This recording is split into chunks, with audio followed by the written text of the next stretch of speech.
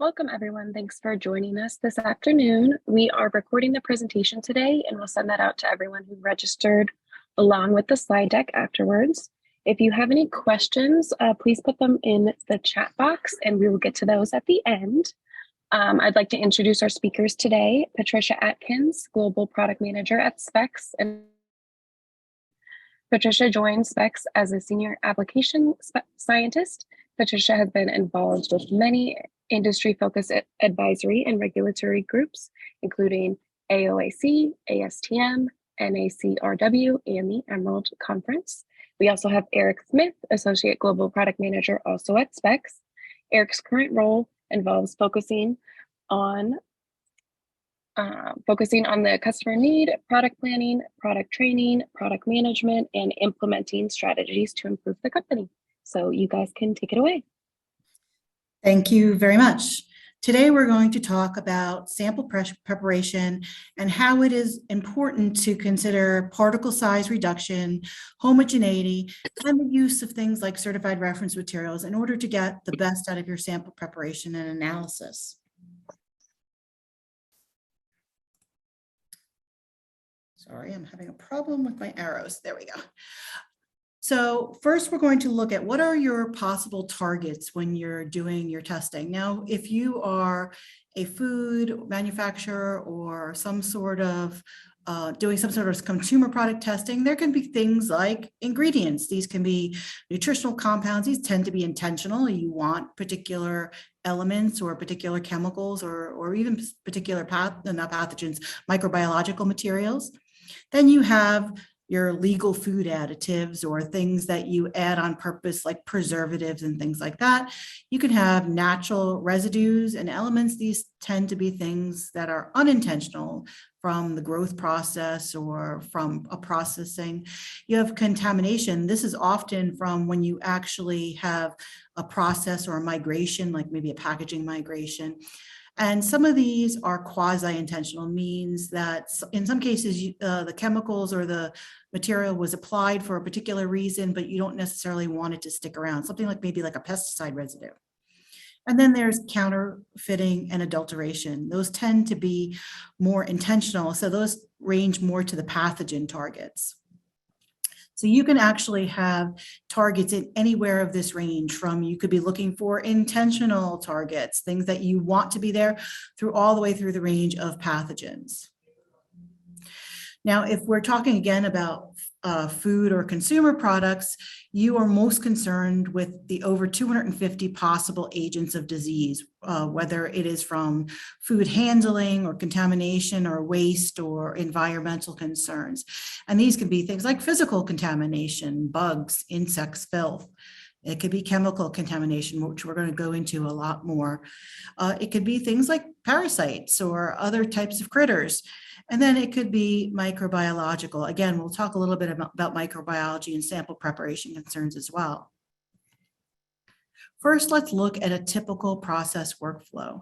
So you prepare a sample and you want to ensure that you have a homogeneous sample and your samples are representative of the population that you are trying to test.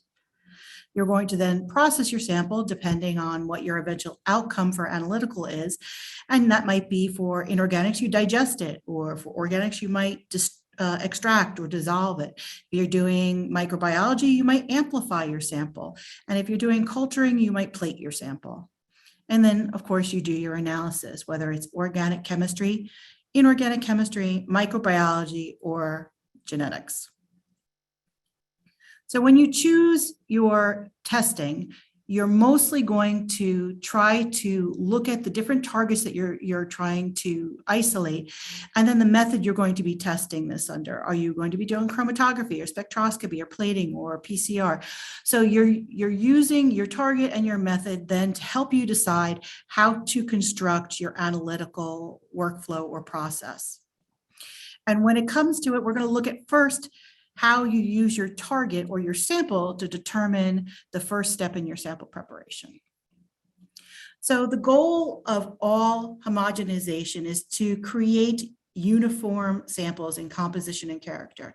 This is different from a representative sample. So a representative sample is, let's say you have a population of apple trees. So you have this population of apple trees and you want to create representative samples from this forest of apple trees or this crop of apple trees. So you are going to make sure that on the population level, you are going to pick the smallest subset that retains the characteristics of that larger population's properties. So you want enough of the entire population or parts, subsets of the population that you represent everything that's in that grove of apple trees. You want that sampling to be statistically valid, and it has to reasonably represent the population. So if you have a grove of apple trees and 3/4 of it is Red Delicious and 1/4 of it is Granny Smith, you're going to want to reasonably represent your samples in a similar type of proportion. You want it to be a reasonable representation of the population. Now, homogeneity tends to be more on the batch level. It's where you've taken your reasonable representation, you have your representative samples, and then you homogenize it. And this is on the sample or batch level. And you want to create that uniform composition and character. So by their very nature, agricultural samples or solid samples have low homogeneity. Liquids tend to have high homogeneity. And the larger the particle, the less homogeneous the sample will be. There was a study that I love to refer to, and it talks about why we should homogenize.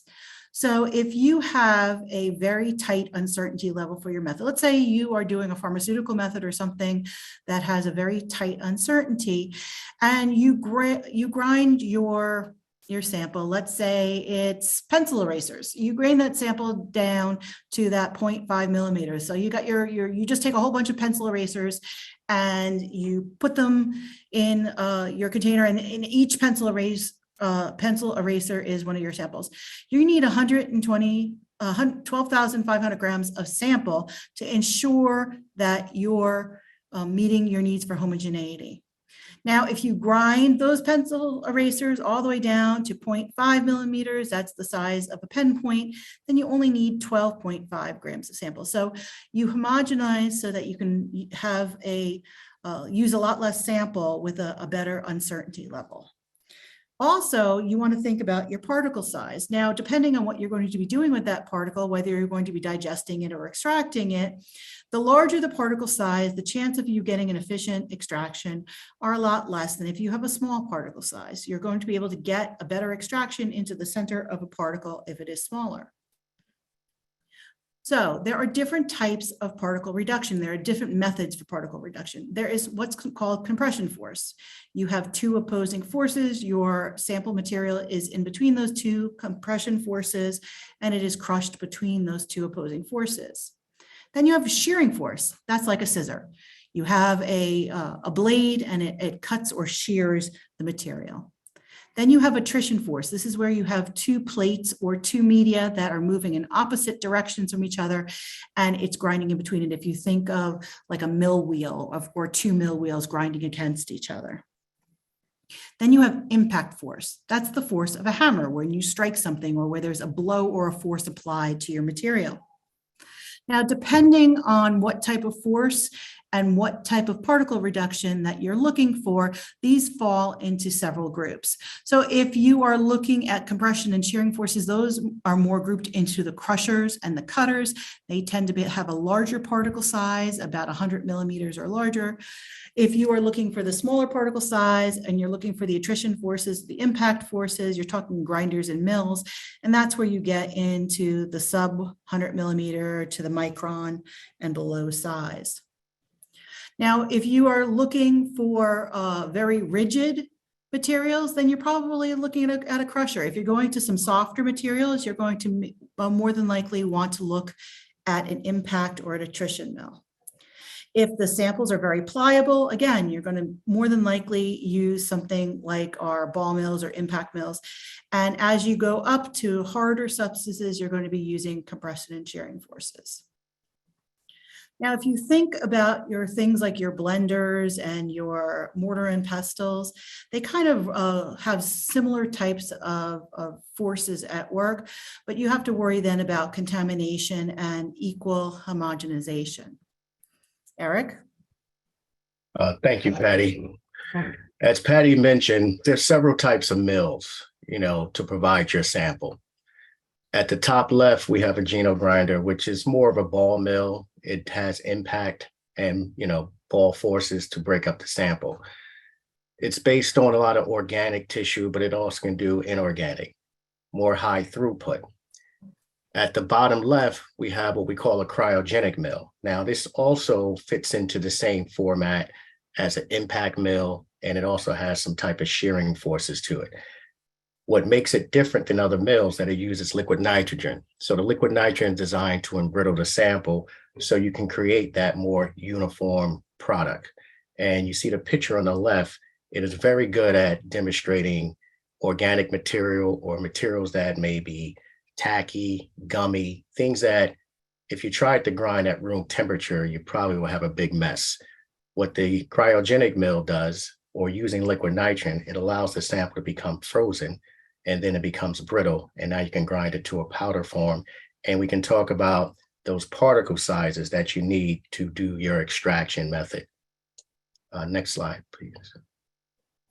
Now, when we're talking about sample grinding concerns, contamination is a big factor. I mean, we all know the mortar and pestle that you can grind up a sample and you may have some cross-contamination after that. And you may not grind the sample the same way each time. When it comes to a blender, this is the same issue. You have a lot of things that can cause contamination, metal from the blade that can cause contamination. It may be difficult to clean. Other containers, it may leach out, especially when you're dealing with some containers with plastics. Some plastics can leach out into the sample. If you're dealing with a metal container, it also can leach out. So you need to be familiar with what you're working with and what's going to be the objective, and also the downsides to the product.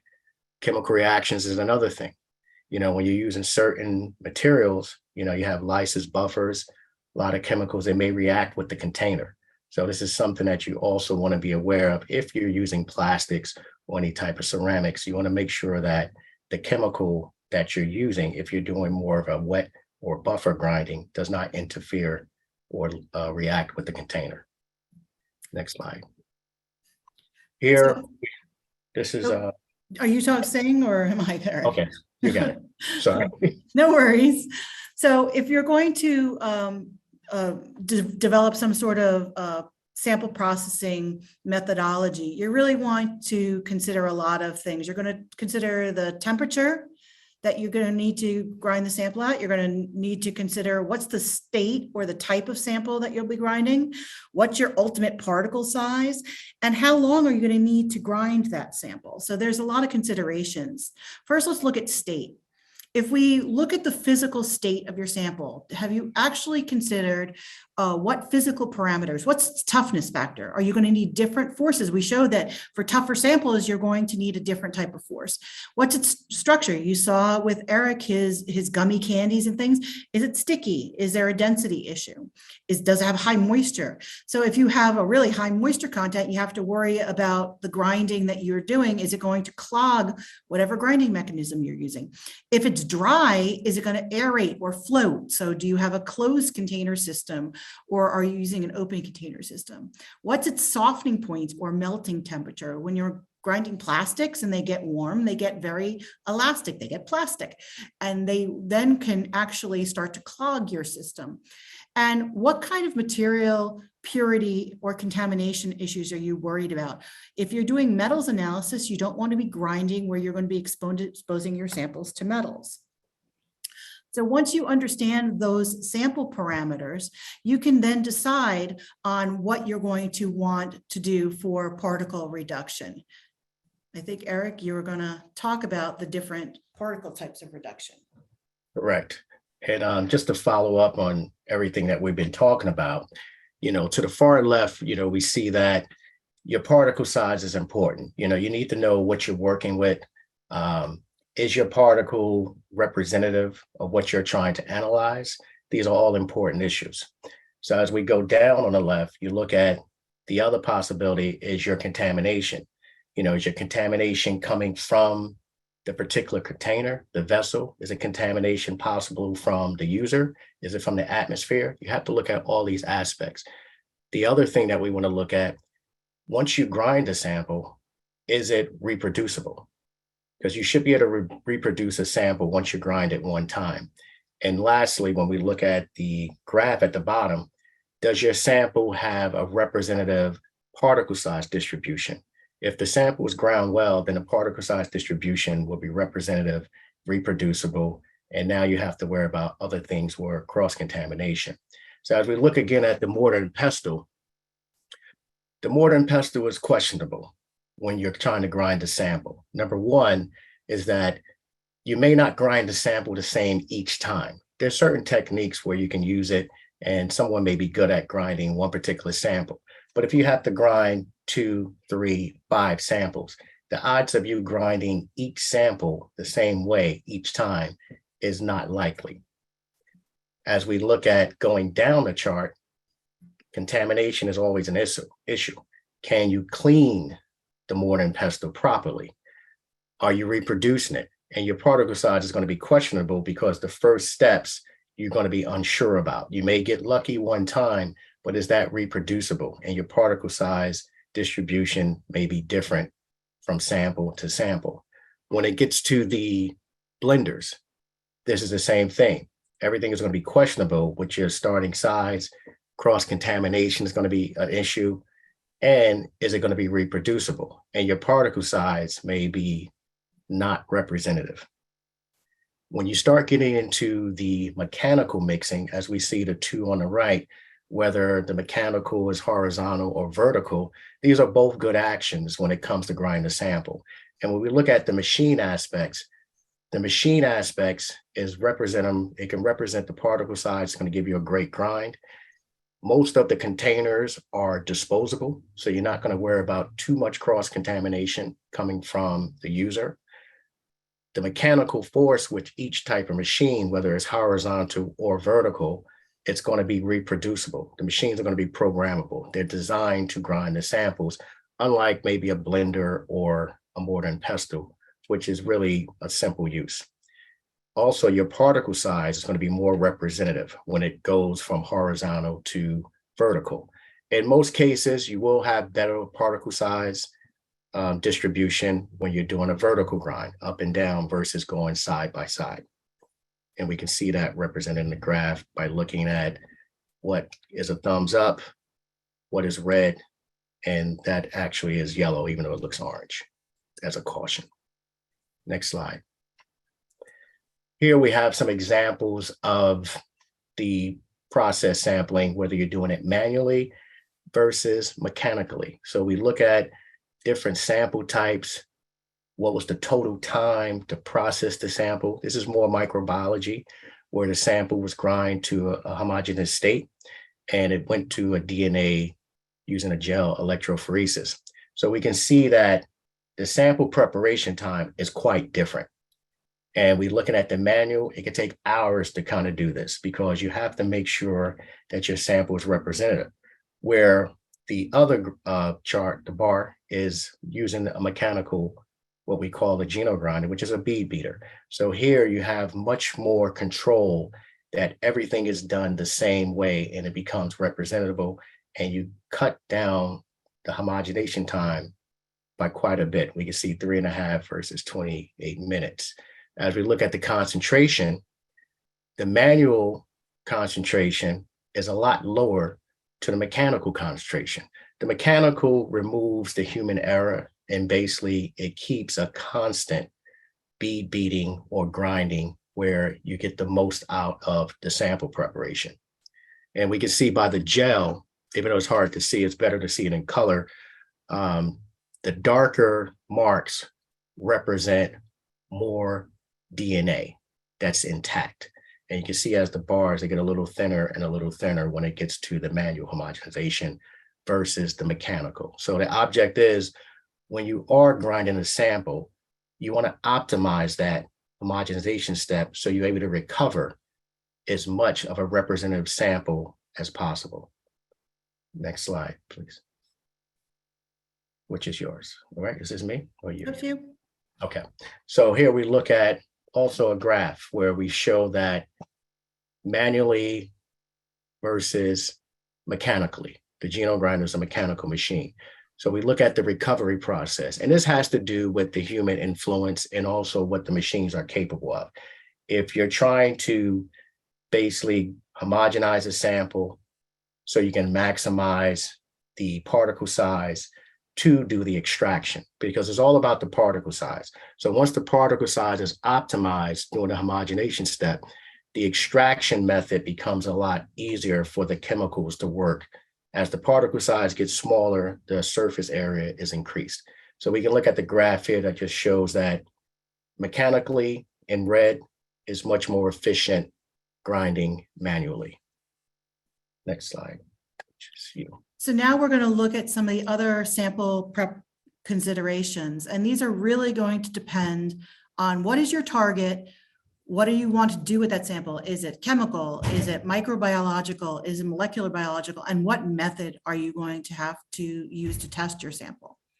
So one of the important targets are microbiological targets, because these cause millions upon millions of deaths worldwide from foodborne illness, and things like salmonella and E. coli and listeria. So these are very important targets to do analytical testing for. So when we look at particle size, we're really trying to consider how is grinding to a certain particle size going to affect the sample type that I have.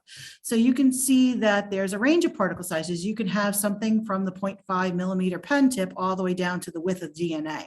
So there's a huge range. And most of the equipment that is produced for laboratory grinding can go anywhere from that 10,000 nanometers all the way down to the lowest citation I saw for a piece of Cole Palmer Spex equipment was down to 10 nanometers. So there is a fairly wide range, but the average laboratory grinding is kind of in that higher range. But what happens if you grind this for a long time? The longer you grind the sample, the smaller particles you get.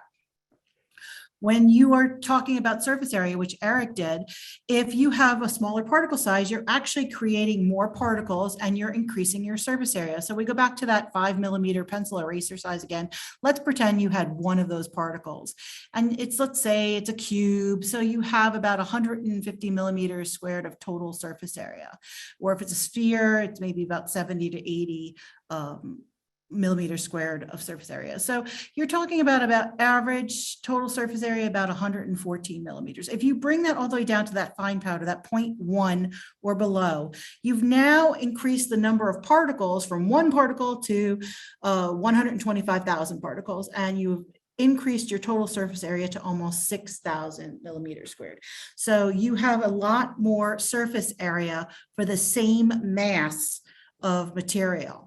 So when you are making that surface area and you're doing that extraction, you have a better chance of getting that full extraction. So we had some plastic, this was a plastic rubber ducky, and we cut it up in different sized particles. And you can see it's just a much fuller extraction, even though it might be over extracted. We might not want some of those yellow dyes, but we actually got a very full extraction with the smaller particle sizes.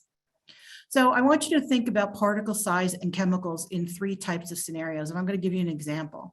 So cannabis, very popular right now. So cannabinoids, when you extract your sample and you decrease the particle size, you increase your extraction. So the more you decrease the particles, the more highly concentrated extract you'll get when you do your extractions. But think about maybe like a cup of tea for flavonoids. Well, if it's in an aqueous matrix that you're extracting into, yes, the more that the smaller the particle size, the more extraction you get. But there's a study that shows that if you extract tea into solvent and you're looking for flavonoids, you actually have a sweet spot where your particles could be too big and they also could be too small. So there is a sweet spot that you can program for a type of particle size or a range of particle sizes to hit that sweet spot. The third scenario, let's think about coffee. caffeine. You get the same effect. The smaller the particle size, the more extraction. We all know that when you finally grind your coffee, you get a lot of caffeine, you get a lot of bitterness in it. And then when you talk about the aldehydes and the terpenes, you kind of have that effect too, where you get kind of, as the particle size decreases, you get a decreasing return on the aldehydes and terpenes. So there's a mixed result depending on the target, whether it be the caffeine molecules or the aldehydes and terpenes. If we're talking about microbiology, you do have to worry about size. So the microbiology, let's take something like the listeria. The listeria is a range of about 2,000 by 500 nanometers on average. Well, if you're grinding your particle size down to 1,000 nanometers, you are lysing your cells. So you're breaking open your cells. So you want to be very concerned when you are doing your particle reduction and your homogenization that you are optimizing your sample preparation to get the range of particle sizes that benefit the cells and keep them alive. And the particle size can, if you over process, let's say you're reducing a sample and you reduce it down to that 1,000, you might be having a preferential treatment for a mix of different types of microorganisms. So you might be preferentially size excluding the type or the strain or the type of microbiological organism by the particle size that your final sample's at. So that's why you need to consider particle size when it comes to your microbiological sample preparation.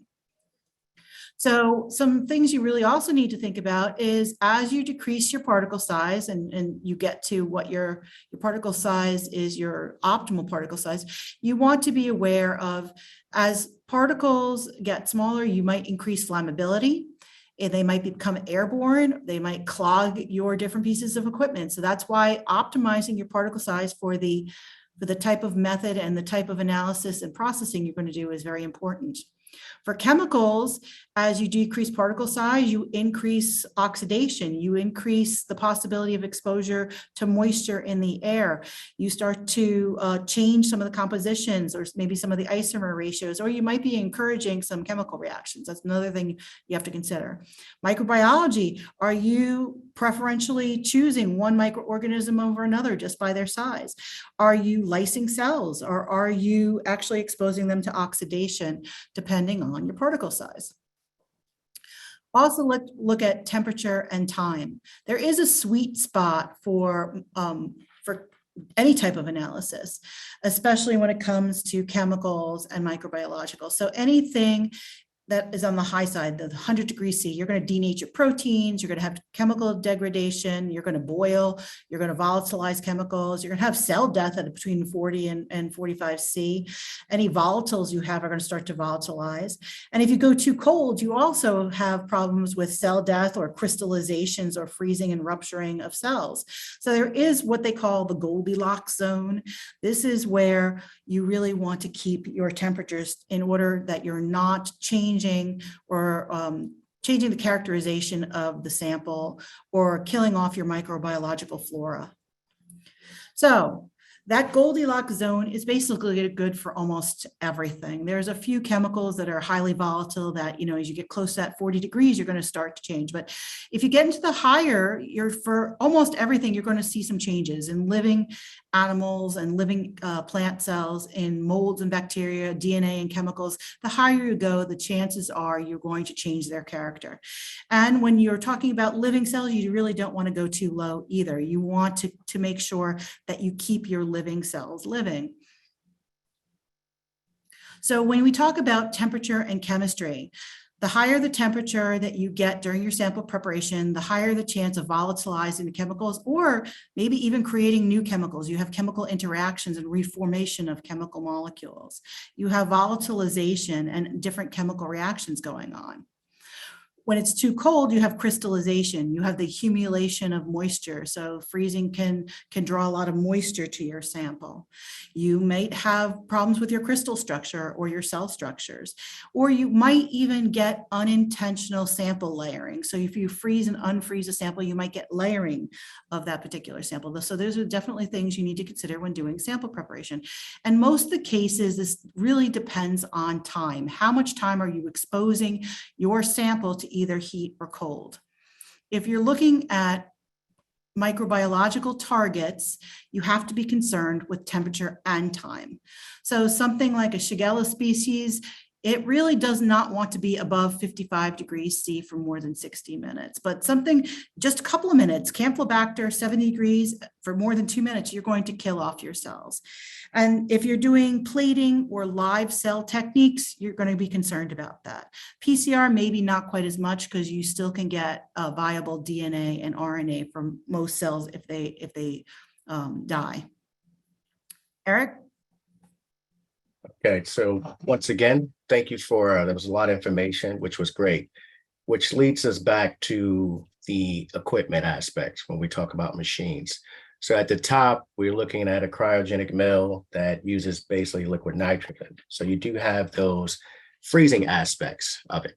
So when it comes to dealing with certain samples that are temperature sensitive, that needs to be ground at a very low temperature, this can be great. This can be good and this can be bad. So when you look at DNA, DNA is great. It's not really affected by too much with the cold, but then you start getting into different type of chemical properties. Now we're also looking at the microorganisms. There's some microorganisms that can survive, cold for a short period of time, but for the most part, you have to be real cautious about it because you're probably going to wind up killing off the microorganisms. So we have to look at what each machine is doing and what you're trying to achieve. So when it comes to room temperature grinding, now you have a problem with temperature versus time. If something is done, like the chart previously that Patty showed you, if something is done fairly quickly and it doesn't have a chance for the temperature to spike, then you can have great results. But if you have a sample that needs a longer homogenization step, then temperature is going to be a factor because you're using a grinding media, usually to grind a sample. You're not doing it by hand and you're not doing it by just natural air forces. When you start looking at how temperature can spike, this was a study that was done where you can see in a short time period how quickly the temperature can spike at room temperature in a matter of seconds. So in a matter of seconds, you can change the temperature inside the container by almost 25 degrees. And as it go higher, then you're going to come into a problem where you look at the possibility of damaging what you're looking for or even destroying it. When the temperature is kept steady, especially for RNA work, temperature sensitive samples, now you're at that point where you can homogenize the sample properly and still be able to extract what you're looking for. And usually the temperature 0 to 10 Celsius, sort of like the range, is actually a lot more like 4 between 8, because as you go too low, as Patty mentioned, things can go wrong too. So if you're using any type of buffer system, as you go below 4 degrees, there's a chance that your buffers may start to precipitate. So if your buffers precipitate, then that's going to sort of impede you doing a proper extraction. Next slide, please. Oops, sorry. Once again, I think there's some characters missing. But we see that you still have the issue of, are you trying to grind your sample room temperature versus a much colder temperature or controlled temperature? This is what you're looking at. And we find that when you're using more of a controlled atmosphere of your temperature is between 0 and 10 or 4 to 8 or somewhere between that, you're going to get much better results when it's coming from the microbiology aspect, especially when you're extracting certain proteins that are temperature sensitive and RNA. These temperatures need to be controlled so nothing over spikes, and this will lead to great extraction results while you're doing genetic work. When you get to the room temperature, the ball mills, these are prone to definitely spike in temperature. So temperature is definitely a factor. It can be controlled for the most part with runtime and the type of sample. But it is a caution that if you do go too far with the runtime, temperature can definitely destroy your sample, what you're looking for. So you have to pay attention to what mill or what process is going to give you the best results in your workflow. You also have with your GenoGrinder, you have cryogenic tools that to help you control that temperature a little bit more, right, Eric? Yes, and those are the same way. That they're not active cooling. They're more like I would say a chill process. It still reverts into that you still have to have control over your runtime. The cryogenic accessories, they're basically like cooling blocks that can be stored in a freezer, dry ice, or even liquid nitrogen. So that helps keep the temperature inside the tube from spiking. So it's not a controlled temperature, but it's definitely helpful if your sample is sensitive to that, to temperature spiking. I just wanted to say, I've watched Eric actually, you can get a very good amount of control in the GenoGrinder using liquid nitrogen and using cryo blocks.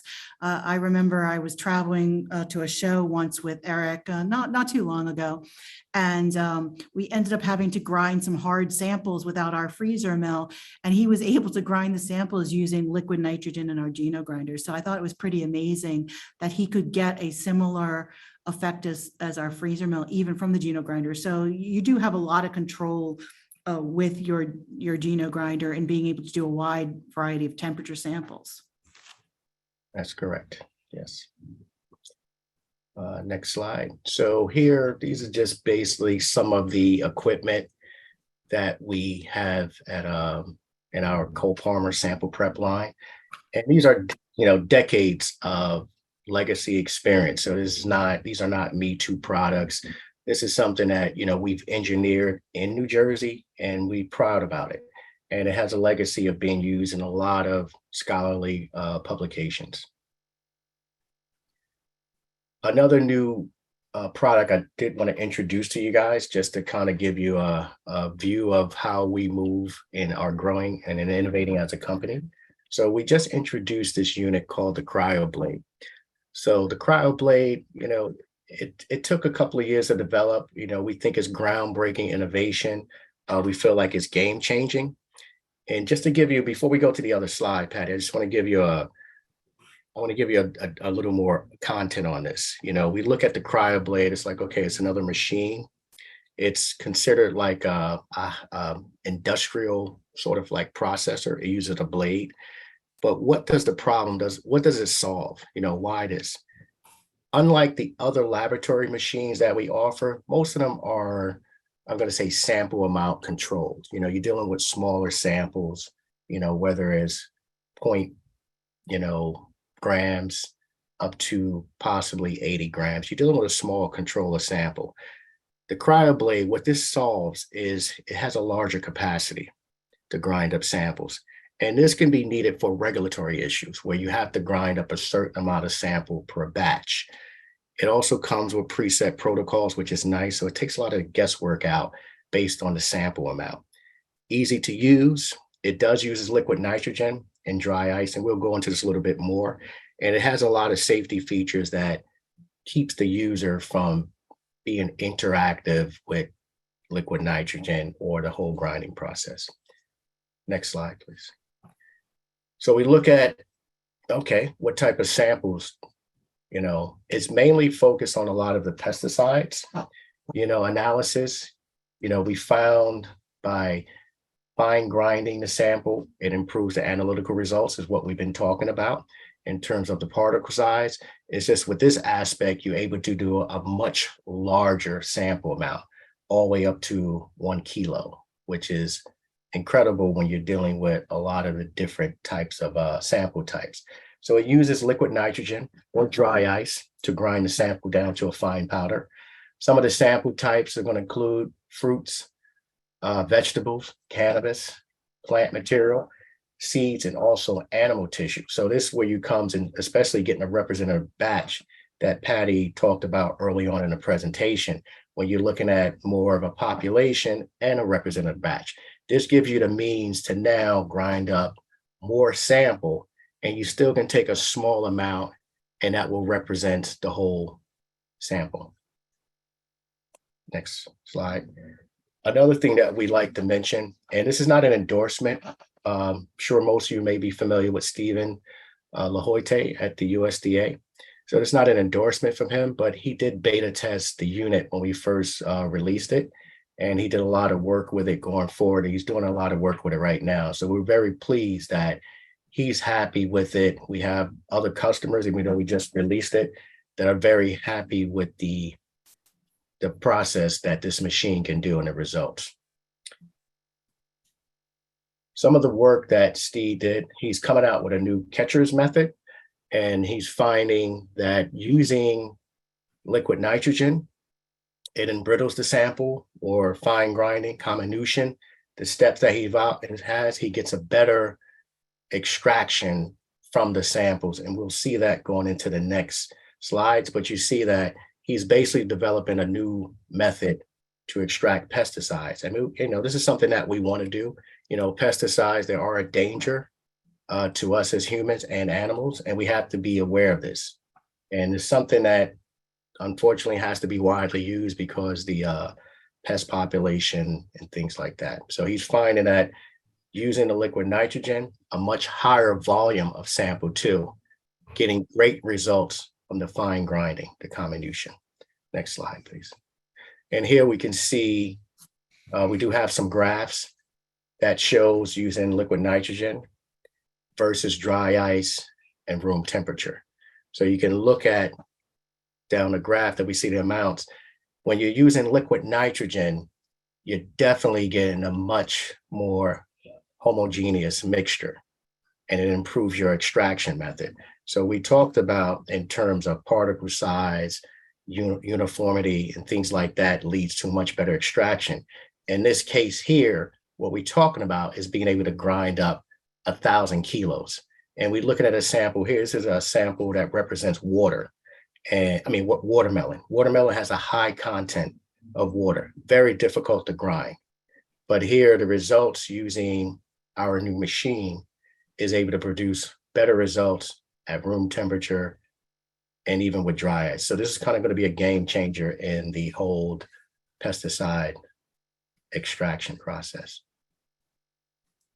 So when we think about our sample processing, it doesn't end with just your grinding the sample. You want to make sure that it is part of a preparation process that's going to optimize your method. So we talk about optimizing your method for the type of particle that the type of material. What's your particle size? What's your time and temperature? Make sure you validate your optimized methods and you verify them with QCs and certified reference materials. Make sure that you, during your sample preparation, your processing, you're adding CRMs. This will actually show you your accuracy and your efficiency. So you really want to make this part of the overall method beyond just the actual grinding protocol. So it's an optimization of your methodology, using standards, using PTs to make sure that your personnel are trained on the method that you're using for your sample preparation. So you really want to optimize that. And we say that one of the first steps at proving you've optimized your method is to use standards. And you choose standards to give you the type of data that you need for the proof that your method works, that it's in the right analytical range, that it's the right form, that you're identifying things correctly. So there are a lot of ways or a lot of things you consider when choosing standards and using standards. Are you going to be doing qualitative analysis? That's a pure material is strained without any known certified values. So these often are used for scoping. Is it a positive or a negative for like a microbiological, for instance? Is it a quantitative result you're trying to get?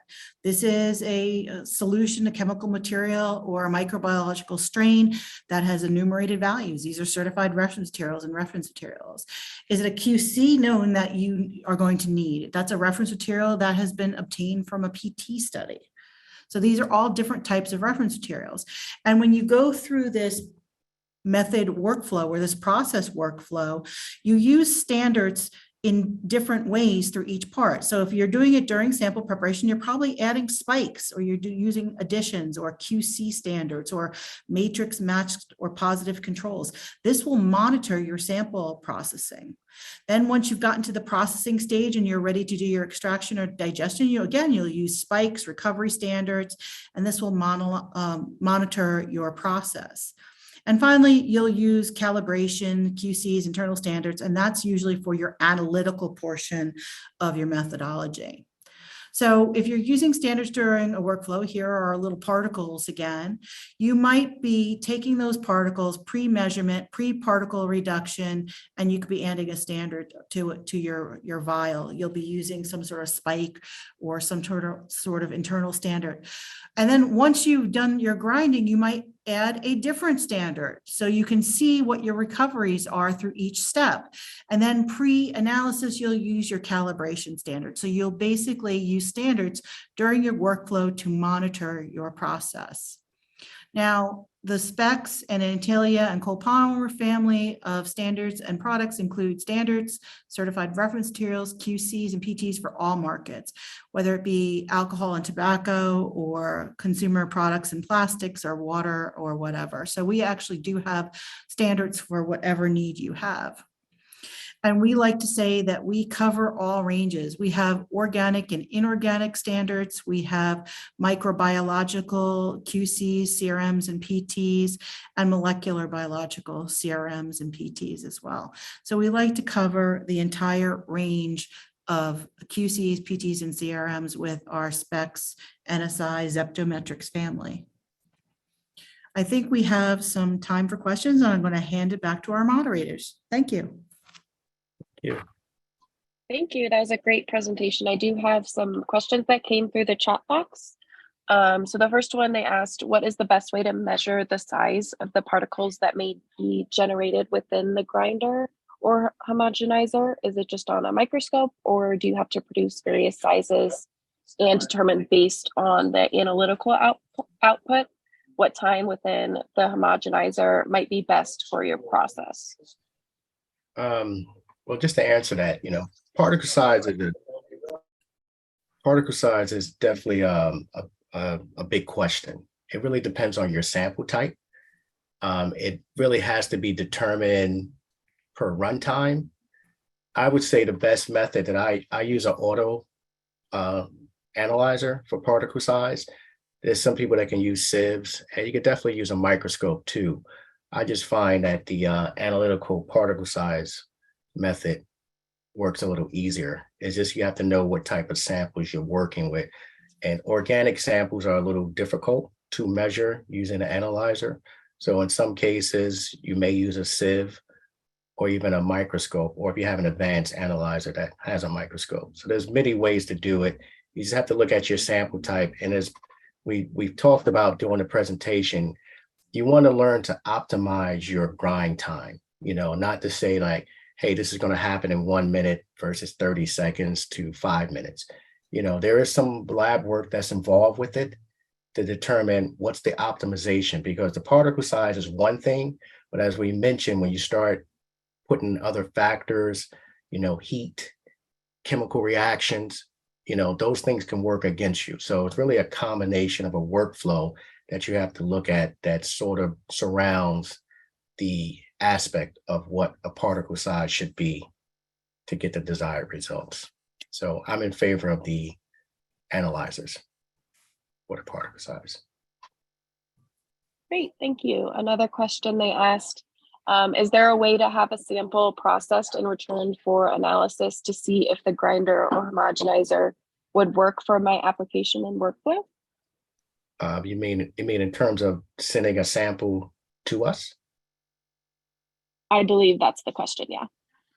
Yes, we do have a demo program. So if you have a sample type that you want to see, which machine it may work best with, or you may be looking at a machine, you can definitely send it to us at our sample prep location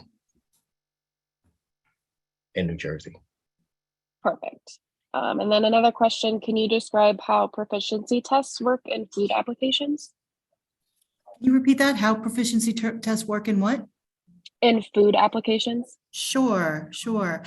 Our NSI company within our triple brands of the Spex company, we have two types of proficiency tests.